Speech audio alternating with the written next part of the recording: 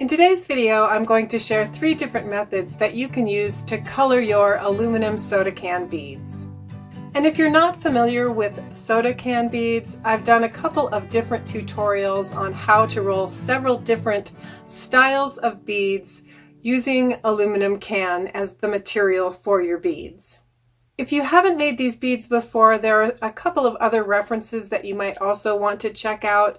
I've done a tutorial on how I break down my aluminum cans into the 4 parts that I use most frequently in a lot of my craft projects. I've also done a tutorial on 3 different methods for flattening the cans into metal sheets. So if you're new to working with aluminum cans, or if you're new to rolling and making beads from the aluminum cans, check the description box for all of the extra resources and links to the additional tutorials. Method number 1 is to use alcohol inks and Mod Podge for your sealer. And I really like this Mod Podge Super Gloss because it's extra thick, so it puts a nice thick coat of finish onto your beads, and it also doesn't drip at all. Now you can use this sealer with any of the other coloring options that I'm going to talk about, but this is the combination that I've used the most. It is the most time consuming and it's a little bit messy, but you get a lot of really pretty vibrant colors with it. I'm starting with 6 of my oval beads, and I've just rolled these, and I'm going to go ahead and put them on a toothpick. You want them to just be on there securely so they're not going to spin around as you're working with them. And the next step is to apply a coat of the Mod Podge Super Gloss. I like to put a coat of finish on before the color and after the color. And the reason for this is because the way that you make the beads, when you put the alcohol ink on them, I'm not using terribly expensive alcohol inks, and they're a little bit watery, and it can cause the beads to pop open if they're not finished when you put the color on. And the other reason that I like to put the finish on is because I think that it also helps the alcohol ink to adhere to the bead, and you get a little bit more vibrant color that way. So I'm just brushing on a thin coat of this Mod Podge, and then I will let these beads dry before adding the color. Once the Mod Podge has dried, you're ready to color the beads, and I'm going to be using a little bit of red alcohol ink. And I just have a collection of paper cups that I've used and saved, and I kind of just sort them by color. So I've already done some red coloring in this cup, and I just need to remove the beads from the toothpicks.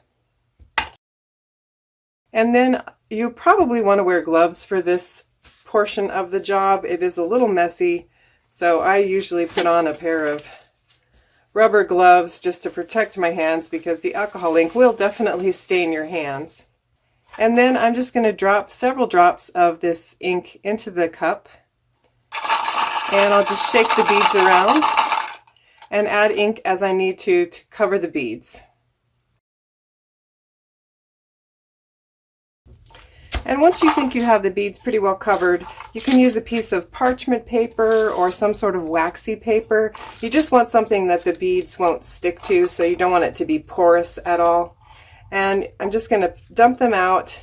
Make sure that I have ink everywhere. If I want to, I can add a drop or 2 just to hit a few spots that maybe didn't get it otherwise.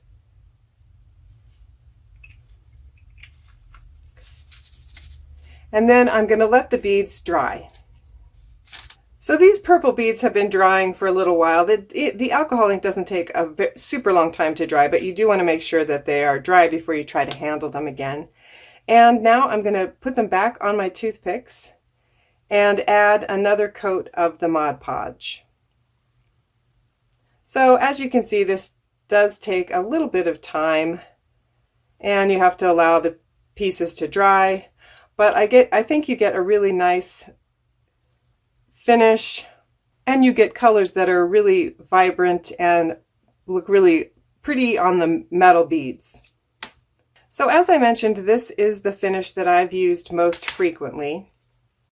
And I don't know if you can see this, but the alcohol ink does come off a little bit as you're putting on the Mod Podge. So if you're concerned about getting color in your jar of Mod Podge, you probably want to have a little bit sectioned out so that you're not dipping your brush into your pure Mod Podge. But one nice thing about it is that it really doesn't come off the brush unless you're swirling your brush around inside the Mod Podge.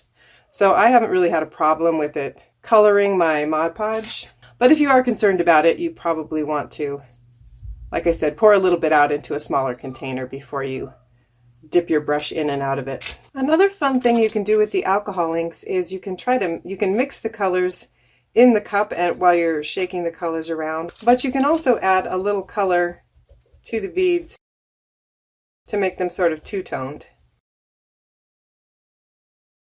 I'm just carefully kind of dropping a little bit of ink in the middle, and then I'm going to let them roll around a little bit. And you can also spritz on just a little bit of alcohol to take the color down a little bit if you get too much on. So that's method number one. The second method is to use fingernail polish, and the advantage of this method is that you don't have to do any finish ahead of time on the beads themselves because you're going to color and seal in the same step. Another added bonus is that you have a built-in brush, so you don't have any cleanup afterwards. But one of the drawbacks is that you may have to use several coats to achieve the color that you want, and then you are also a little bit limited in your color choices. But if you have some fun and vibrant fingernail polish colors already, you can certainly use this method to color and seal your beads all in one step.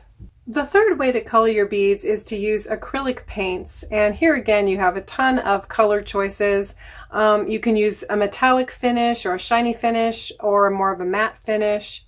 So again, you want to put your beads on toothpicks and then just brush a coat of paint on. You may find that you need a second coat in most cases. And once your beads are dry, you could either do the Mod Podge finish, or I'm going to use another finish just to show you the difference. This is a Duraclear gloss varnish, and I really like it because you can use it indoors and outdoors. So if you've got your beads painted and ready to go, you can just dip them into the finish. And you do have to let it drip off a little bit. And then you can just stake them in your styrofoam or wherever you're putting them to dry. And you will have a little bit of dripping, but this is a really quick way to get the finish on the beads if you're sealing a lot of beads at one time. So just a quick recap, the pros of the alcohol ink for color are that it colors in one coat. You get really vibrant colors and a lot of color variety. You can mix the colors and it dries quickly. Some of the cons of using the alcohol ink are that it requires sealing before and after adding the color, and it is a little messier than the other processes. As far as the fingernail polish goes, it also dries quickly and you can seal and color in one step, so that's handy. You don't have to clean anything up because you've got your built-in paintbrush. The cons are that it does have a pretty strong odor, and you probably are going to need multiple coats, and you might have a little more limited color selections. The acrylic paint also dries really quickly. You can get it in a lot of colors. You can also have a gloss or a matte finish, and it doesn't require sealing before adding the color. But the cons are that you do probably need a second coat. It's sort of the least suitable for the metal beads, but that's just my opinion, so that's certainly a personal choice. For the finishes, I do like this Duraclear varnish for a lot of different projects. You can get it in gloss, satin, and matte. But for this application, I really prefer to use the Mod Podge gloss. I think it just gives a thicker, more finished look to the beads and a little more professional finish. It does take a little bit more time to dry, and you do have to brush it on rather than dipping, so it's a slightly slower process, but I still think it's the best way to finish your aluminum can beads. Be sure to check out all the extra resources in the description box. There's also a place to sign up to receive the Upcycle Design Lab newsletter if you'd like to never miss a project.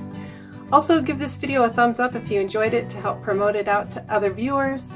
Hit that subscribe button if you haven't already joined my YouTube community. Thank you so much for watching. I hope to see you back here soon in the lab for my next experiment.